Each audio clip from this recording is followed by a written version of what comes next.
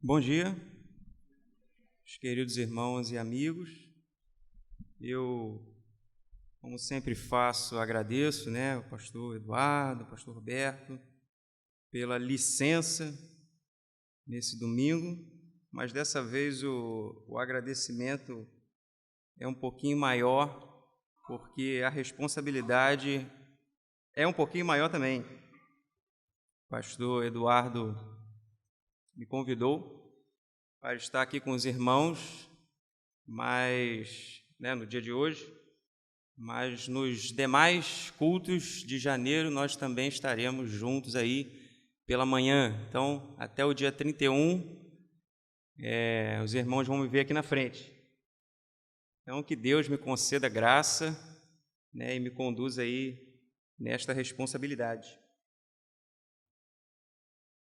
Então, convido que os irmãos abram suas Bíblias na carta do apóstolo Paulo aos Romanos,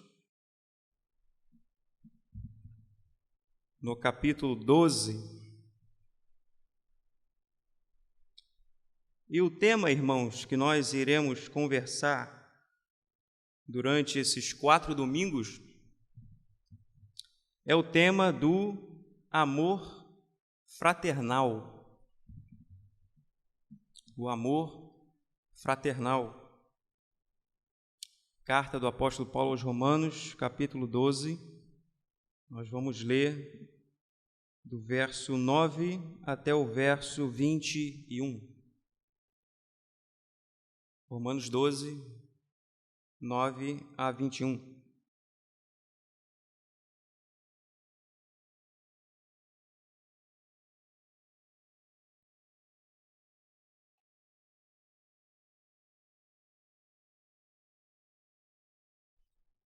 O amor seja sem fingimento.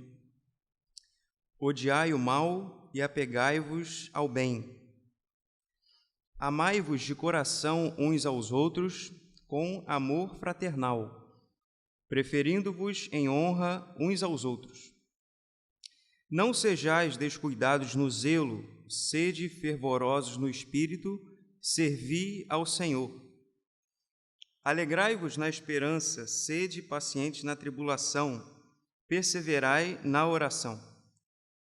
Socorrei os santos nas suas necessidades, procurai ser hospitaleiros. Abençoai os que vos perseguem, abençoai e não amaldiçoeis. Alegrai-vos com os que se alegram, chorai com os que choram. Sede unânimes entre vós. Não sejais orgulhosos, mas prontos a acompanhar os humildes. Não sejais sábios aos vossos próprios olhos. A ninguém devolvei mal por mal, procurai fazer o que é certo diante de todos. Se possível, no que depender de vós, vivei em paz com todos os homens. Amados, não vos vingueis a vós mesmos, mas dai lugar à ira de Deus. Pois está escrito, a vingança é minha, eu retribuirei, diz o Senhor. Pelo contrário, se o teu inimigo tiver fome, dá-lhe de comer. Se tiver sede, dá-lhe de beber. Se fizeres isso, amontoarás brasas sobre a cabeça dele. Não te deixes vencer pelo mal, mas vence o mal com o bem. Amém. Vamos orar ao Senhor. Ó Deus bendito, Deus de toda graça, que o Senhor possa, nesse domingo, abençoar a mim. Estarei comunicando aos meus irmãos a palavra que vem do Senhor. E que nós, a partir deste dia, possamos desenvolver este amor fraternal que o apóstolo Paulo, nesta carta, nos convida. Ó Deus, esteja nesse momento amaciando o nosso coração para que nós recebamos a palavra que é tua, Senhor. Ó Deus, tenha misericórdia de nós, do nosso coração e da nossa mente endurecidos, e que o Senhor possa falar conosco hoje. É isso que peço e agradeço em nome de Jesus. Amém. Bom, irmãos, amor fraternal. Nós vamos seguir aí esse texto de Romanos 12. Bom, algo importante que a gente tem que saber, né, sobre essa passagem que nós lemos. Na verdade, eu queria, nesse domingo, tratar um pouco de aspectos gerais desse tema, para que a gente assente bem as bases, para que a gente converse nos próximos domingos um pouco mais detidamente nos aspectos específicos. Então, hoje a gente vai falar de questões gerais sobre o contexto desse capítulo 12 e por que é importante a gente fazer isso. Porque, na verdade, o capítulo 12 está aqui, mas tem 11 antes.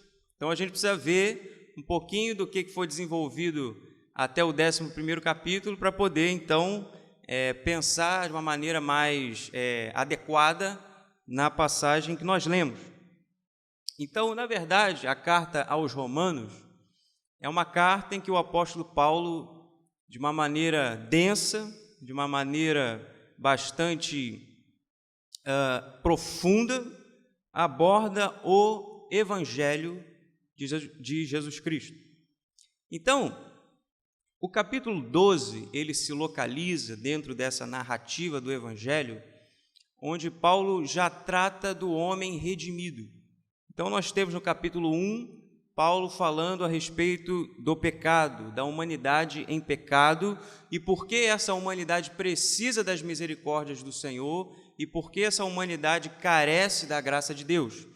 No capítulo 12, que já está bem à frente, nós já vemos então a reversão dessa queda, a reversão dos efeitos do pecado. O pecado, então, passa a ser...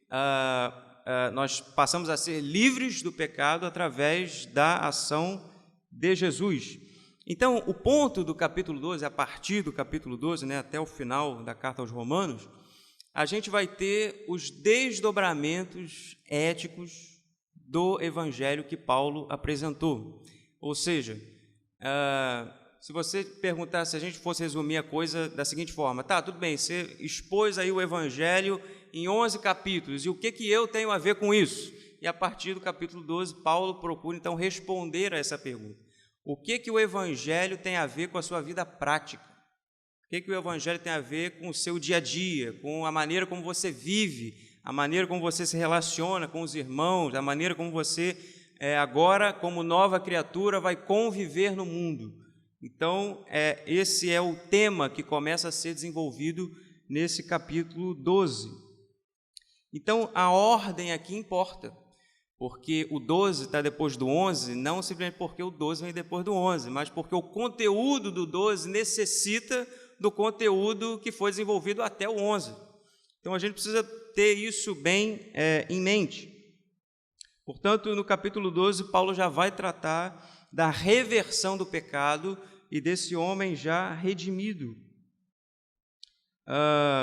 E algo muito importante que a gente tem que pensar nas cartas de Paulo é que Paulo vai tratar esse indivíduo alcançado por Deus, alcançado pela graça de Deus, como uma nova criatura. E isso aqui, irmãos, não é só um termo figurado, bonitinho. Isso aqui é um termo que tem um peso. Uma vez que nós fomos alcançados por Deus, nós não podemos mais ser, ser reconhecidos pelo mesmo velho homem. O velho homem já passou, há agora uma nova criatura. Deus nos redimiu e por essa razão nós somos pessoas completamente renovadas. Nós somos outro. Nós não fazemos mais parte do que Paulo vai dizer nos versos iniciais do capítulo 12, nós não somos mais parte do esquema do mundo, mas agora nós fazemos parte de um outro esquema, de um outro sistema, do sistema dos céus. E isso precisa ficar claro na nossa mente. Nós fazemos parte de um outro povo. Nós habitamos nesse mundo, mas nós não somos deste mundo. E por essa razão é necessário que o apóstolo Paulo desenvolva uma ética para nós.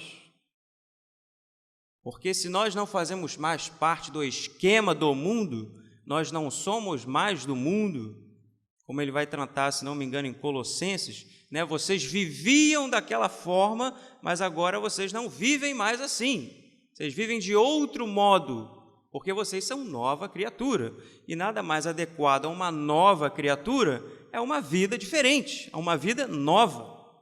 Um novo modo de viver, uma nova forma de enxergar a realidade, enxergar o mundo.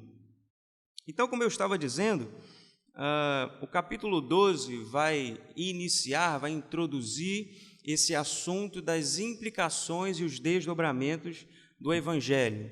O que o apóstolo Paulo está fazendo é o seguinte: o Evangelho é verdade, o Evangelho é a realidade, o Evangelho está aí. Jesus veio, morreu e ressuscitou. E agora você tem que viver de acordo com essa verdade. Essa é uma informação importante que muda absolutamente tudo. O Evangelho, da forma como Paulo trata, é um evento cósmico, no sentido de que o Evangelho veio para mudar todas as coisas. Absolutamente todas as coisas. Não é possível que você viva a sua vida da mesma forma aonde o Evangelho aconteceu. Se o Evangelho aconteceu, tudo muda. As estruturas se modificam, os conceitos se modificam, a sua vida se modifica, os padrões se modificam, tudo muda. Então, o que Paulo está fazendo é alertar para isso. Se o Evangelho é uma realidade, então todas as coisas se tornam diferentes. Eu acho muito interessante o crente que acha que a vida cristã se resume a uma mudança de agenda. Agora eu sou crente, então quarta-feira tem culto de oração, sexta-feira tem culto também, domingo tem culto, depois tem programação de não sei o quê, tem que botar na minha agenda aqui que agora eu sou crente.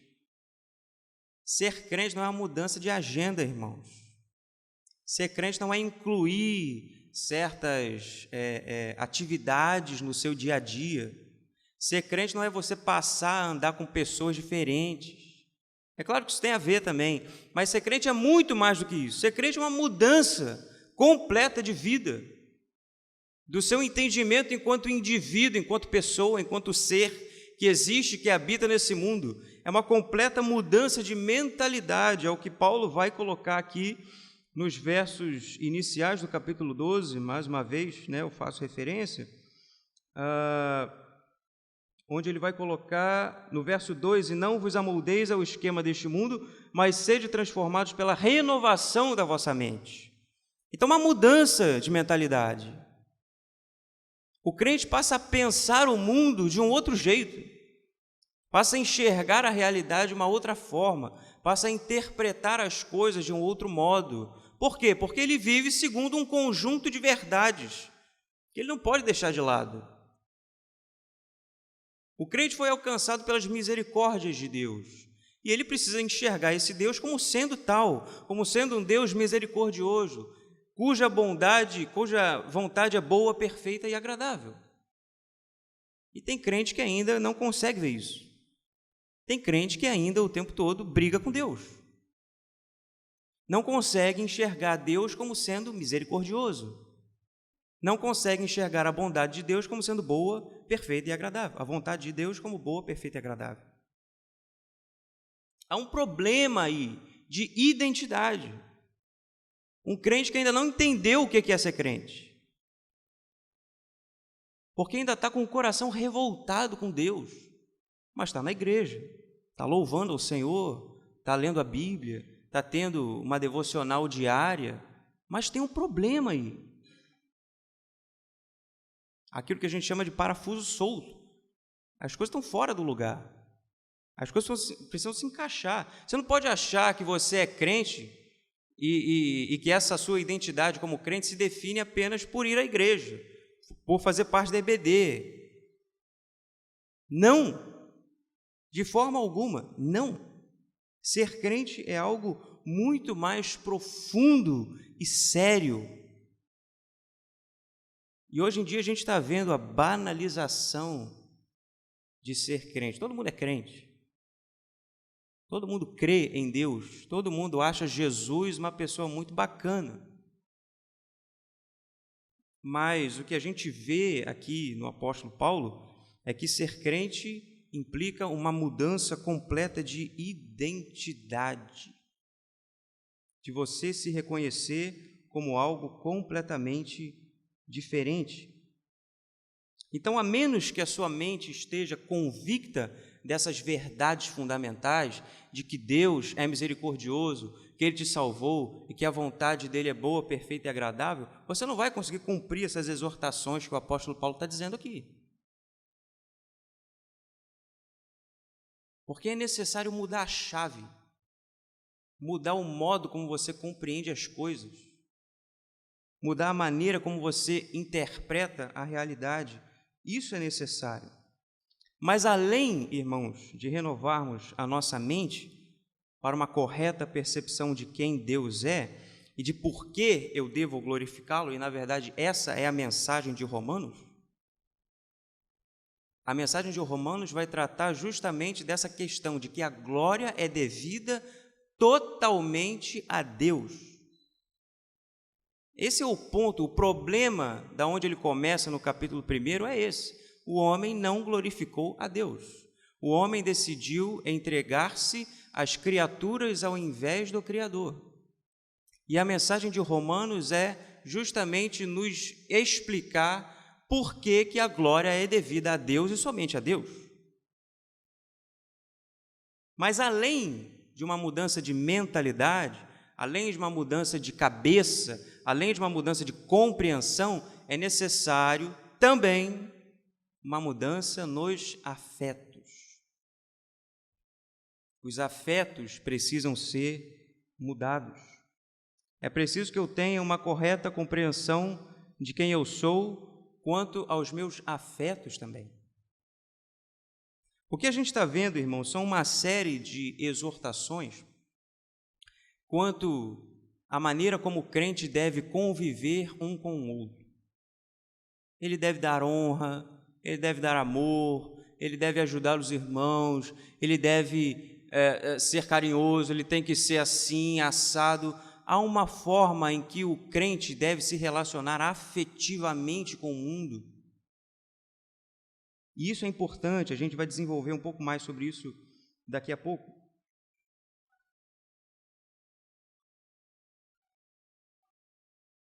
É necessário que tenhamos uma correta compreensão, então, de quem é Deus e de quem nós somos. E, além disso, uma correta compreensão de quem eu sou para Deus. Eu preciso saber quem é Deus, quem eu sou e quem eu sou para Deus. Isso é muito importante. Por que isso é importante, afinal de contas? Uma vez que as exortações de Paulo são consequências das verdades de que Deus é misericordioso e de que a sua vontade é boa, perfeita e agradável, cumpri-las sem que seja dado o correto fundamento é moralismo. A gente poderia ler essas exortações aqui sem passar pelos capítulos anteriores. A gente poderia ler, achar bacana, legal. Na verdade, até um não crente poderia ler isso aqui é legal, bacana, poxa, se as pessoas fossem assim, ia ser show de bola. Mas o ponto, irmãos, é que as razões disso aqui são muito claras e específicas. Isso aqui são consequências de eventos muito claros e específicos. O fato de que Jesus morreu por nós é o que gera isso aqui, produz essa vida, produz essas exortações que o apóstolo Paulo está dizendo aqui. E se a gente retirar Jesus da equação, e se a gente simplesmente olhar para essas exortações e querer cumpri-las à parte da obra de Cristo, isso vira moralismo. É você dizer que isso aí é certo, que você tem que viver desse jeito, mas à parte de qualquer fundamento, à parte de qualquer princípio. Mas eu devo viver assim por quê? Qual a razão disso? No comentário de João Calvino à Carta de Romanos, ele vai dizer que era uma coisa dos filósofos. Os filósofos tratavam da moral apenas do ponto de vista temático. eu vou pensar sobre a moral, sobre a ética, como é que é a vida correta, como é que é o bom procedimento, como que eu devo viver entre as pessoas, como que é a melhor vida, mas isso apartado de qualquer fundamento. É como um corpo sem cabeça, é o que Calvino vai dizer. Você tem ali o corpo prontinho, dizendo como você tem que viver, como que é, né? Eu quero saber como que eu posso ser uma boa pessoa. Aí você vai, lê aqui, mas você não tem o fundamento de onde é que isso vem, por que que isso é assim, por que que isso foi desenvolvido, isso aponta para onde? A ética do cristão aponta para a obra de Jesus, e isso precisa estar claro no nosso coração. Nós não devemos ser bonzinhos apenas do ponto de vista pragmático. Nós somos uma igreja, nós somos uma união de pessoas. É interessante, né, do ponto de vista pragmático, que a gente seja educado uns com os outros, para não dar confusão, para não dar problema, para a gente não esquentar a cabeça. Imagina, né, se todo mundo brigar com todo mundo, na hora da assembleia a gente não resolve nada. Porque o irmão vai querer falar do outro, vai querer apontar para o outro, vai querer brigar com o outro. Então, do ponto de vista pragmático, é bom que exista uma harmonia, que nem no ambiente de trabalho. Se todo mundo briga no ambiente de trabalho, ninguém trabalha. O trabalho não vai para frente. Então, é bom que exista uma harmonia, um bom convívio. Mas, irmãos, a razão de Paulo escrever isso aqui, ele não está tendo em mente aqui apenas o convívio diário da igreja. Ele não está pensando aqui apenas, poxa, a igreja precisa ser assim, porque aí vai ser melhor, né? Vai ser uma igreja mais legal, mais confortável, os irmãos vão se sentir bem lá. Tudo bem que isso é bom, mas não é o ponto de Paulo aqui. A igreja precisa ser assim porque Cristo morreu e ressuscitou. Esse é o ponto. Essa é a razão. Não é só para você desenvolver um ambiente saudável, um ambiente legal, um ambiente agradável, não é só para isso. O seu compromisso ético é, em primeiro lugar, com Jesus. Jesus, se o Senhor morreu, então eu vou viver desse jeito. Porque você pode muito bem falar o seguinte, tudo bem, mas eu não faço muita questão de uma igreja muito harmoniosa, não. Tudo bem, eu posso conviver numa igreja que tem certos problemas, eu não ligo, não. Mas a questão não é você, meu irmão. A questão não é se agrada a você mais ou menos. A questão é se a igreja está seguindo verdades específicas, está vivendo segundo essa realidade, de que o evangelho é verdadeiro. Essa é a questão. Esse é o ponto. E a gente pode ver que isso aqui é um termômetro muito importante para a igreja. E aí eu entro numa outra questão, que é muitos dos problemas que a igreja enfrenta. Na verdade, eu vou ser radical agora, 100% dos problemas de relacionamento que a igreja enfrenta é por uma questão de má compreensão do indivíduo a respeito de quem é Deus e uma má compreensão do indivíduo a respeito de quem ele é. Porque ele entra na igreja achando que ele tem que ser servido. E ele entra na igreja achando que as pessoas têm que servir a ele e que a coisa tem que o mundo tem que girar em torno dele. E aí ele começa a arrumar confusão, porque as vontades dele não estão sendo satisfeitas. Porque ele queria de um jeito e não está sendo do jeito que ele quer. Porque ele queria que o fulano fosse daquele jeito e o fulano não está sendo do jeito que ele quer. Porque eu queria que o pastor fosse assim, o pastor Roberto não sei o quê, o pastor Eduardo, o grupo de louvor, o dirigente, não sei o quê. E o camarada acha que a igreja está ali para servir a ele. Porque ele acha que o mundo gira ao redor dele, que as coisas são segundo a vontade dele. E aí ele não consegue se encaixar em departamento nenhum. A gente chega para ele, meu irmão, ajuda aqui no departamento tal. Aí ele entra. Aí começa a brigar, começa a criar discussão, porque ele quer de um jeito e ele quer de outro. Então, meu irmão, é claro que existem certas igrejas que são problemáticas. E que se você não está se dando bem lá, talvez seja um problema da igreja. Mas talvez seja um problema seu. Talvez seja um problema que você ainda não entendeu quem você é. A mensagem de Romanos também é uma mensagem que vai falar sobre a centralidade de Deus na criação. As coisas foram criadas por Deus e para Deus. Você não foi criado para você. Você foi criado para Deus. A razão de você existir é para outro, não é para você. As coisas não têm que seguir a sua vontade, não têm que seguir aquilo que você quer, que você deseja, que é melhor e mais agradável para você. Não tem. Então é necessário que a gente entenda quem nós somos e quem é Deus, porque se eu entender isso direito, eu vou entrar numa igreja sem querer pegar o lugar de ninguém e sem querer ser omisso ao meu lugar. Porque eu estou na igreja, mas eu queria fazer aquilo lá. Mas o pessoal não deixa, o pessoal não quer, o pessoal está de marcação comigo, e aí o pessoal tem um problema comigo. Meu irmão, sirva a Deus aonde Deus colocou você. Paulo vai falar nesses versos anteriores aqui também sobre os dons. Deus deu dons a uns, Deus deu alguns dons a uns e outros dons a outros. Deus te deu uma missão, capacidades, dons, e você é orelha e está querendo ser olho. Você é pé e está querendo ser mão. Agora, no momento em que o pé entende que ele é pé, o corpo anda.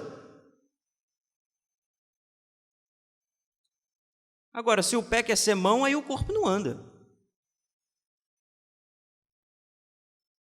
Então, você precisa parar de querer brigar com Deus e querer ser uma coisa que Deus não fez você dessa forma.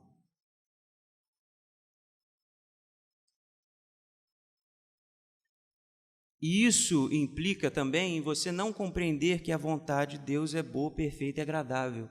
Você fica querendo corrigir Deus. Deus me fez assim, mas eu acho que Ele se enganou na hora que Ele me fez. Porque eu tenho tudo a ver com aquilo lá. Poxa, vai me dar tão bem ali. Aquilo ali tem tudo a ver comigo. Por que Deus não me colocou lá? Eu queria estar lá, não queria estar aqui. E você fica querendo corrigir Deus, achando que Deus, na hora, estava meio distraído, aí Ele te colocou no lugar errado. Aí você passa a vida toda brigando com Deus. Meu irmão, para que a gente desenvolva o amor fraternal, é necessário que a gente saiba muito bem quem é Deus, quem eu sou e quem eu sou para Deus. A receita para o bom convívio é essa. Agora, no momento em que todo mundo se acha a última bolacha do pacote, não tem pacote para todo mundo. Vai dar briga, vai dar problema, vai dar dissensão. As pessoas não vão se entender, vai todo mundo bater a cabeça.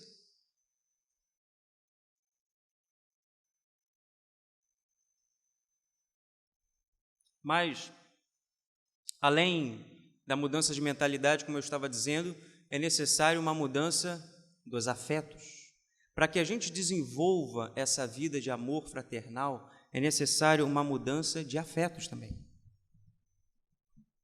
Não é só uma questão de cabeça, de você entender do jeito certo, você compreender da maneira certa. O seu coração precisa mudar. É como Paulo vai dizer no verso 9 que nós lemos: o amor seja sem fingimento, odiai o mal e apegai-vos ao bem. O crente é aquele que odeia o mal e ama o bem. O amor para o cristão, da mesma forma que o pastor Eduardo fala sobre o perdão, tem que ser predisposição. O cristão deve viver com uma disposição de coração pronta a amar. Amar o quê? O bem. O bem. E tem muita gente amando o mal. Tem muita gente fazendo questão de amar o mal. Aí você pega a pessoa, acompanha, ensina, e alerta, e instrui. Não, mas eu quero ficar assim. Às vezes a gente acha, e isso é por conta da nossa realidade presente, às vezes a gente acha que os nossos afetos são a parte mais tenra, né, do nosso coração. Ah, se eu estou sentindo no meu coração, se é assim que eu estou sentindo, se eu estou confortável com isso, então é isso mesmo. A gente fala isso quando a pessoa está indecisa, né? A pessoa fala isso quando ela está indecisa. Ah, não sei para que caminho que eu vou seguir o meu coração. Para onde meu coração me mandar, eu vou. Parece que o coração tem todas as respostas e todas as respostas são certas. Sempre acertadas, sempre prudentes. Mas o ponto é, irmãos, que a Bíblia vai dizer que o nosso coração precisa ser redimido, porque ele é enganoso e a gente sente errado. Ah, mas é o meu jeito de ser, é a minha personalidade, é assim que eu sou, né? Eu fui criado assim. Ah, eu sou descendente, sei lá, de italiano, mais agitado, né? E a pessoa fica dando desculpas assim, como se aquilo ali fosse puro, não pudesse ser mudado, como se aquilo fosse, né, estivesse no âmago da pessoa, é a essência da pessoa. E o ponto é que se você é nova criatura, os seus afetos devem ser novos. Você deve amar aquilo que é bom e odiar aquilo que é mal. Não segundo aquilo que você acha que é bom, ou segundo aquilo que você acha que é mal, mas segundo aquilo que é bom e segundo aquilo que é mal.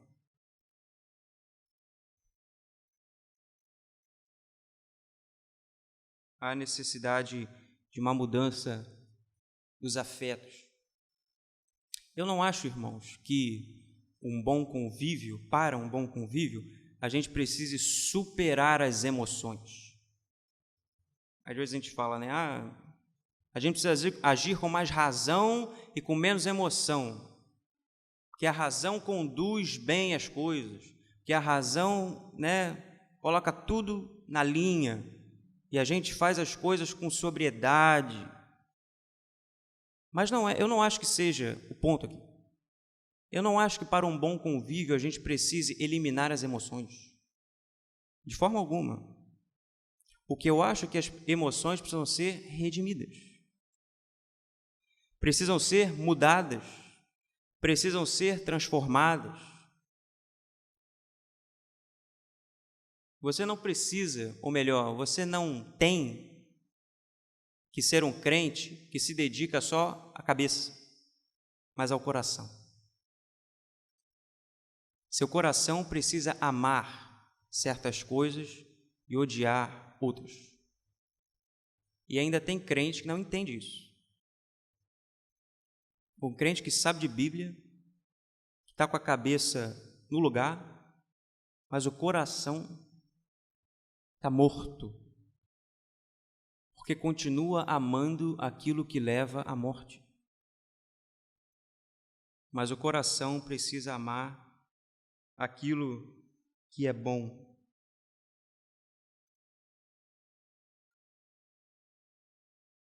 Você pode achar, diante disso tudo, né, ainda você pode achar, diante disso tudo que eu falei, que ser crente é só uma questão de assumir certos princípios morais.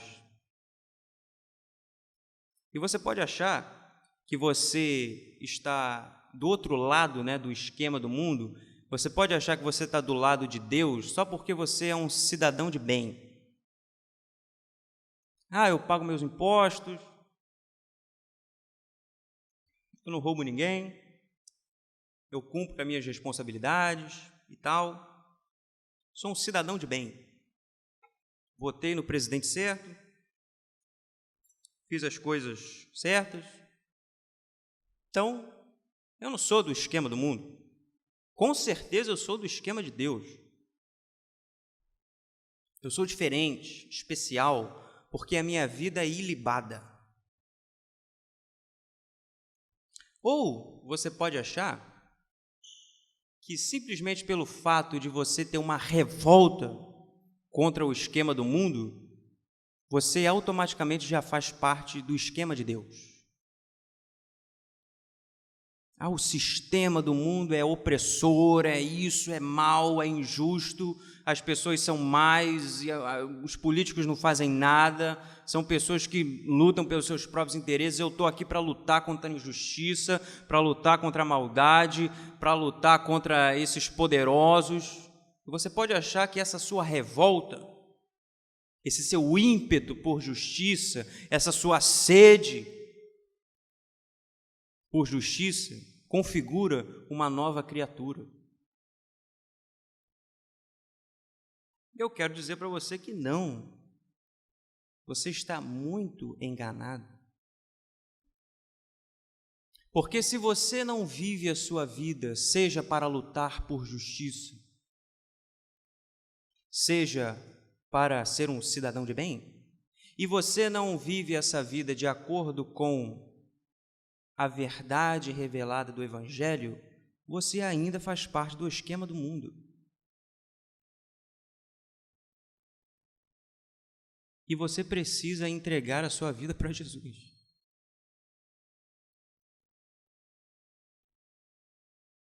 Porque você precisa, meu amigo, minha amiga, meu irmão e minha irmã, não mudar só suas atitudes, ou mudar o seu espectro político, ir de um lado para o outro. Não é isso que você tem que mudar, não é isso que Deus está pedindo que você mude. Ou melhor, não é isso que Deus muda. O que Deus muda é a sua identidade como um todo. Irmãos, isso aqui não é figurado, não. Isso aqui não é uma metáfora. Nós somos nova criatura. Isso é literal. Não é um negócio que a Bíblia botou para ficar bonito. Nós somos nova criatura. Outro. Por que nós somos outro?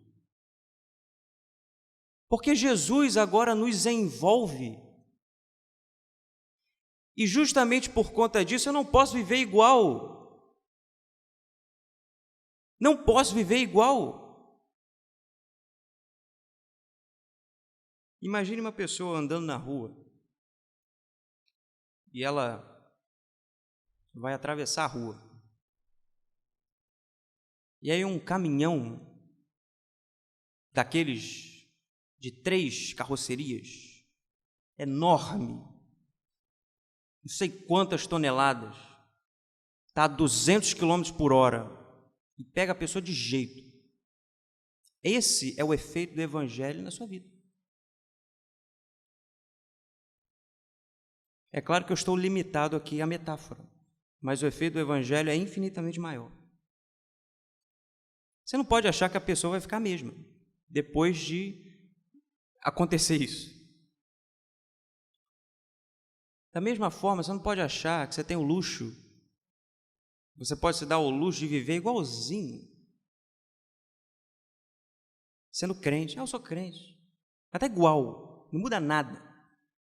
Continua sendo o mesmo sujeito, falando igual, pensando igual, se achando igual. Que crente é você?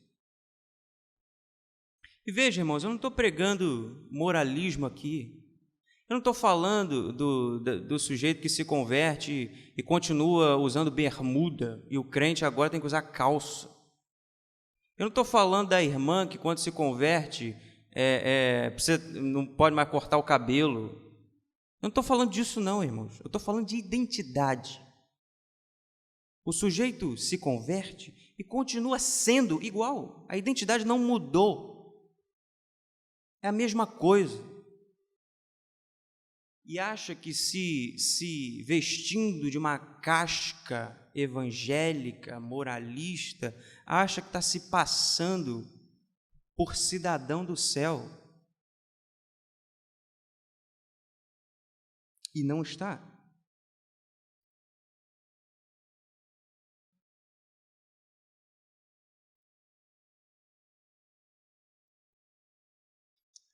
As exortações de Paulo nesse trecho que nós lemos são justificadas porque, com o perdão, os nossos afetos foram corrompidos. O pecado produziu em nós afetos que não glorificam a Deus, mas a nós mesmos, produzindo uma corrupção afetiva. Eu quero voltar com os irmãos aí um pouquinho, lá no capítulo 1 de Romanos, para a gente caminhar para o final. Capítulo 1, nós vamos ler do verso 24 até o verso 32. Romanos 1, 24 a 32.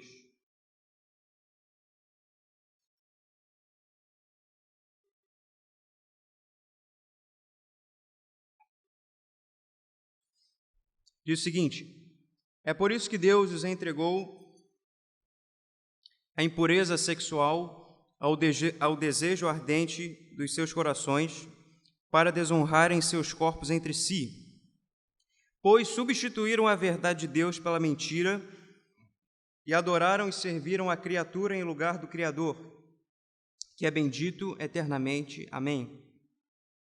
Por isso Deus os entregou a paixões desonrosas, porque até as suas mulheres substituíram as relações sexuais naturais pelo que é contrário à natureza.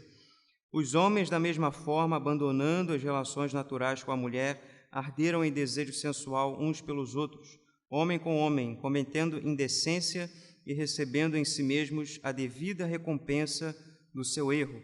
Assim, por haver rejeitado o conhecimento de Deus, foram entregues pelo próprio Deus a uma mentalidade condenável para fazerem coisas que não convêm, cheios de quê? De toda forma de injustiça, malícia, cobiça, maldade, inveja, homicídio, discórdia, engano, depravação, sendo intrometidos, caluniadores, inimigos de Deus, insolentes, orgulhosos, arrogantes, inventores de males, desobedientes aos pais, insensatos, indignos de confiança, sem efeito natural, sem afeto natural, sem misericórdia, os quais, conhecendo bem o decreto de Deus, que declara dignos de morte os que praticam essas coisas, não somente as fazem, mas também aprovam os que as praticam. É isso que o Evangelho veio redimir. O seu coração, os seus afetos. Então, meu irmão, quando você está na igreja e você sente falta do amor fraternal, essa igreja não tem amor. Primeiro de tudo, pense em você. Será que eu estou comprometido com essa mudança de mentalidade e essa mudança de coração? Não fique achando que o problema da igreja está sempre no outro, não. Para a igreja ser boa, o outro é que tem que mudar. Eu estou perfeito, estou ótimo. O problema da igreja não sou eu, de forma alguma. Não pode ser eu. O problema da igreja são os outros 200 e tantos membros. Eu, tranquilo. Não. É muito bom você dar uma olhada nessa lista aqui. Será que o meu coração está cheio de injustiça, malícia, cobiça, maldade, inveja,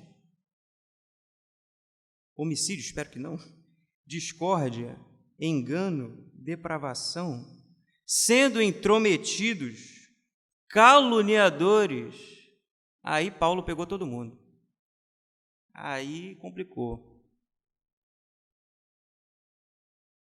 Meu irmão.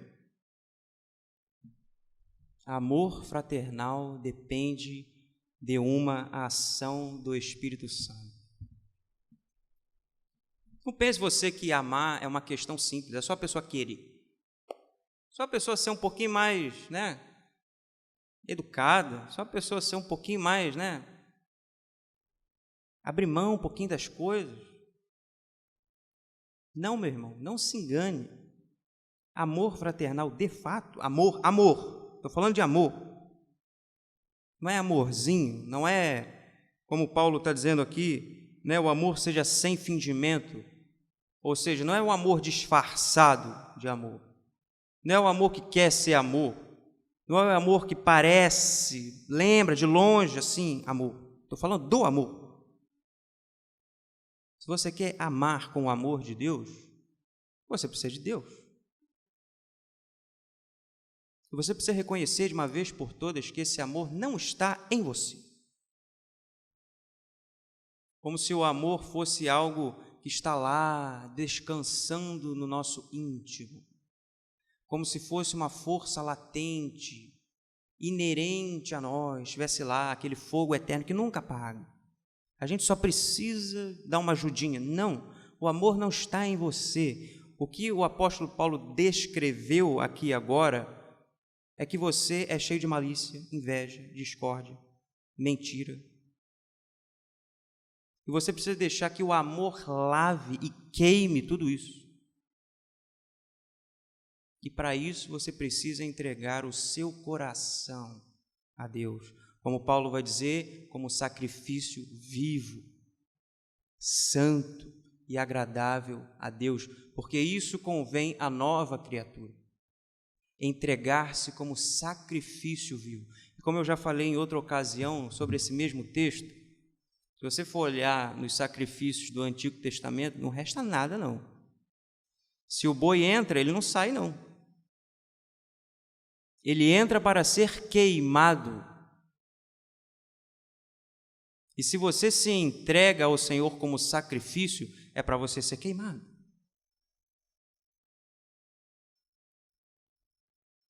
Você se entrega totalmente, mente e coração. E tudo o que volta é produto das misericórdias de Deus. E é isso que você tem que entender, que se você está na igreja, você é produto das misericórdias de Deus. E por essa razão não faz sentido nenhum você querer brigar na igreja. A pessoa de Jesus nos livrou de toda dissensão, porque se uma vez Cristo nos salvou e a nossa identidade está nele, Ele eliminou toda a dissensão. Porque agora, para eu me compreender, é só eu olhar para Deus. Eu não preciso mais ficar procurando a minha identidade. A minha identidade está em Deus e é Ele quem me dá, é Ele quem me diz quem eu sou. E todas as coisas são dEle, para Ele, tudo o que eu preciso é dEle, vem dEle. Então eu não preciso ficar aqui dentro da igreja buscando o meu espaço, lutando pelo meu lugar. Você já tem um lugar, meu irmão, e esse lugar foi dado por Deus a você. E só por meio do sacrifício de Jesus é que nós podemos viver o amor fraternal. A igreja de Jesus só é possível por Jesus.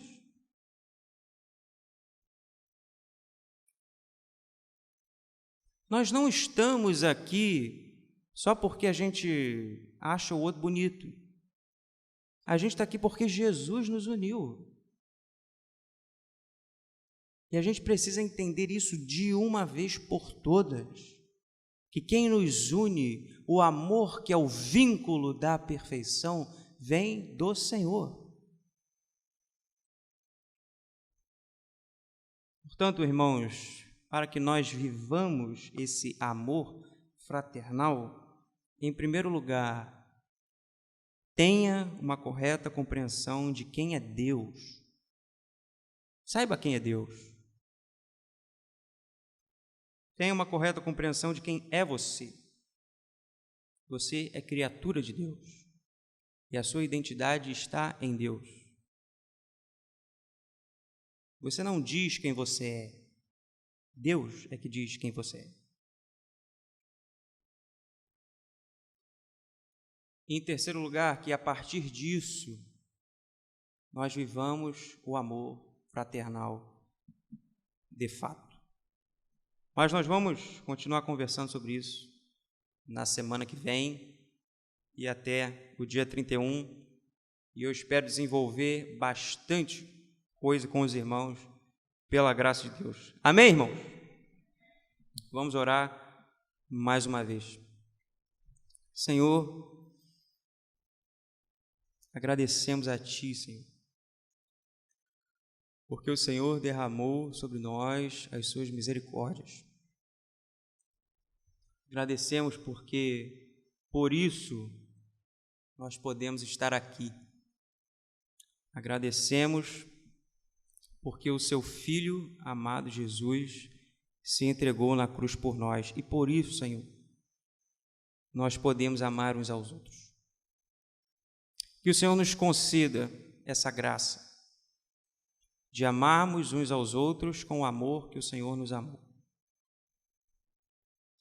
Ó Deus, tenha misericórdia de nós, do nosso coração, que insiste, Deus, na maldade, na mentira, na dissensão. Tenha misericórdia, Senhor, e renove a sua aliança diariamente conosco, para que nós sejamos a semelhança do seu Filho. É isso, ó Deus, que pedimos e agradecemos, não sendo merecedores, mas em nome de Jesus. Amém.